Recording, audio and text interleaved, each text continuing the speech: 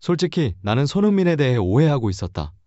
위고 요리스가 그 말을 한 것은 전술적 실수 이후도 아니었고 불안한 볼 처리 이후도 아니었다. 손흥민은 그리 멀지 않은 곳에 있었다. 그는 리오넬 메시가 떠나는 걸 보았다. 망설임 없이 손흥민은 속도를 올렸다.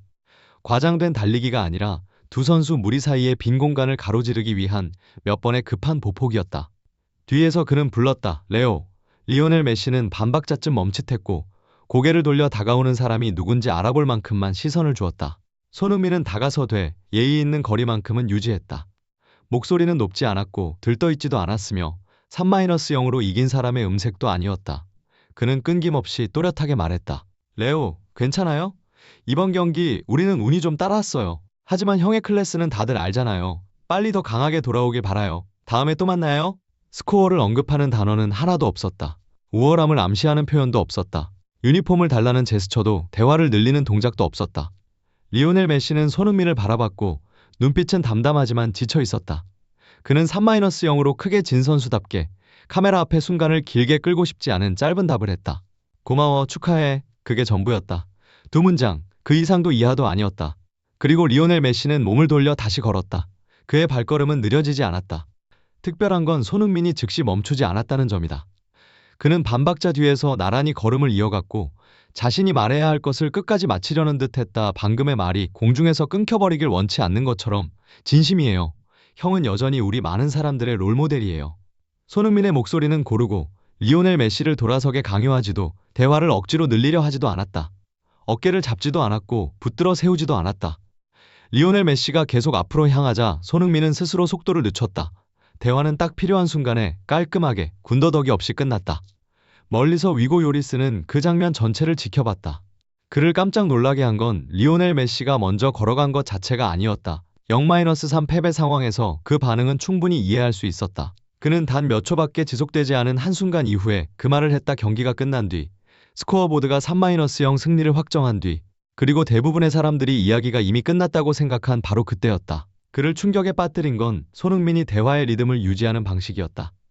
차분하고 침착하며 승자의 흥분이나 통쾌함이 전혀 없었다.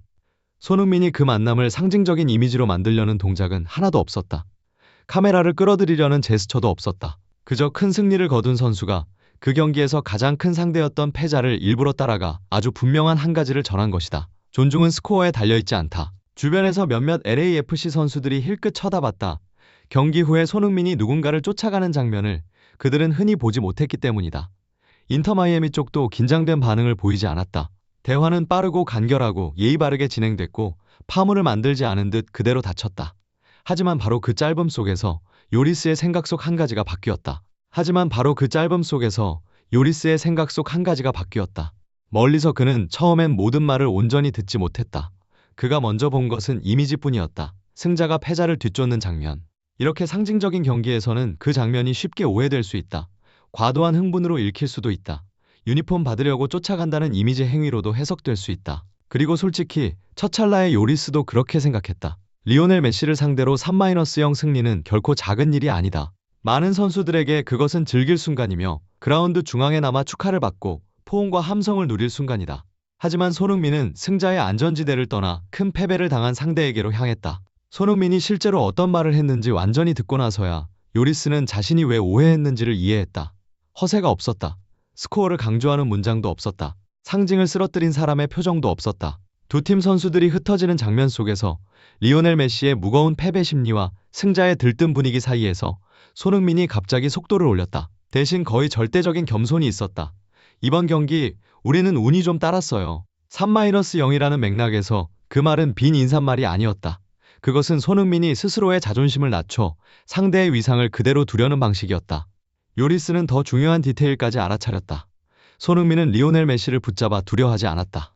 리오넬 메시가 짧게 답하는 걸 보자 대화를 늘리지 않았다. 그는 큰 패배 뒤 슈퍼스타의 심리를 이해했고 그조차 존중했다. 바로 그 섬세함이 요리스를 놀라게 했다.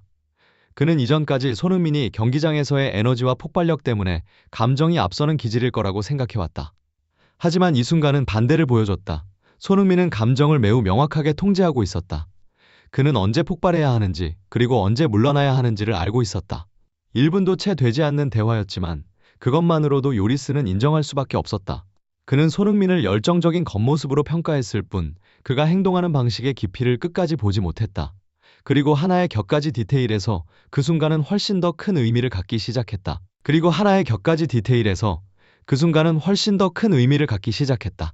이 이야기가 기억에 남는 이유는 손흥민과 리오넬 메시의 몇 마디 대화가 아니라 그 뒤에서 드러난 것 깊음 때문이다. 정상급 축구에서 사람들은 보통 득점, 트로피, 결정적 순간으로 클래스를 정의한다. 하지만 어떤 때는 클래스가 한 선수가 경기를 끝내는 방식에서 드러난다. 손흥민은 3-0으로 이겼다.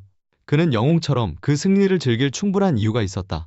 그러나 그는 시선의 중심에 서는 대신 그라운드에서 가장 무겁게 패배한 사람에게로 걸음을 옮겼다. 인정받기 위해서가 아니라 존중을 건네기 위해서였다. 리오넬 메시의 최소한의 반응 역시 익숙한 규칙을 반영한다. 큰 스타들은 패배의 순간을 길게 끌지 않는다. 고마워, 축하해, 두 마디면 충분하다. 변명도 없다, 설명도 없다, 과잉 감정도 없다. 그것이 그가 경기를 닫는 방식이다. 그는 리오넬 메시를 뒤쫓아 달렸다. 더 한 번 기뻐하기 위해서가 아니었다. 유니폼을 얻기 위해서도 아니었다. 그 순간을 카메라용 이미지로 만들기 위해서도 아니었다. 하지만 바로 그 대비 한 사람은 먼저 다가가고 한 사람은 계속 걸어가는 가상황 전체의 가치를 만든다. 긴 대화가 아니라 정상의 두 응대 방식이 아주 짧게 교차한 것이다. 승리 속의 겸손과 패배 속의 절제. 그리고 아마 그래서 위고 요리스는 손흥민을 충분히 깊게 보지 못했다고 인정할 수밖에 없었을 것이다. 요리스를 충격에 빠뜨린 건 뒤쫓아 달린 행동 자체가 아니라 손흥민이 처음으로 꺼낸 말들이었다. 그렇다면 그 다급한 순간에 손흥민은 정확히 무엇을 했고 왜 그 행동이 요리스 같은 사람의 시각을 완전히 바꿔놓았을까? 답은 종료 휘슬이 울린 직후 몇십 초 안에 모두 들어있다. 경기는 3-0으로 끝났다. 두 팀 선수들은 익숙한 관성대로 흩어지기 시작했다. 악수, 고개 끄덕임, 몇 번의 형식적인 포옹. 그라운드 중앙에서 리오넬 메시는 오래 머물지 않았다. 그는 몸을 돌려 빠르고 단호하게 터널 쪽으로 걸어갔다. 큰 패배를 겪은 스타가 모든 시선을 끝내고 싶어하는 걸음걸이였다.